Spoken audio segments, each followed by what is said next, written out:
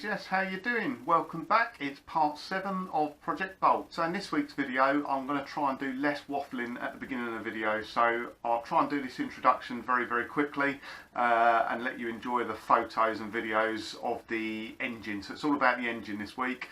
I was going to sit here and read through the specification of the engine, but if I'd done that it would probably take me about 20 minutes. So I quickly put it into an Excel spreadsheet, and one of the first photos before it shows pictures of the engine build is the specification in the engine. I'm sure I've probably missed some stuff on there, but it's as best as I can do from memory. But if you're interested, if you want to know some details, drop a comment in the description down the bottom and I'll try and give you some more detail. I will let the pictures and video do the talking, but last thing from me is just to say what an awesome engine it is. It is really cool. So it was originally built by Swiftune Engineering, and when Mark built Project Bolt it went back to Swiftune to have some further upgrades done on the engine, but it is, for an A series, it's phenomenal. It's knocking on, well, it's 125.8 brake horsepower.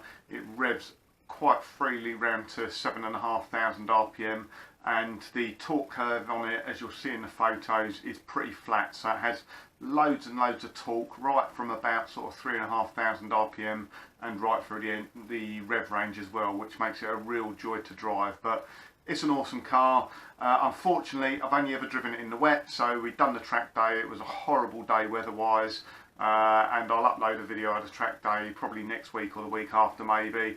I'm glad to say that we've got track day booked in a couple of weeks' time, and fingers crossed, I'm just really hoping it's dry so we can really see the potential of the car itself and of the engine. So hope you enjoy this week's video, guys. If you're new to the videos or new to this channel, then please subscribe.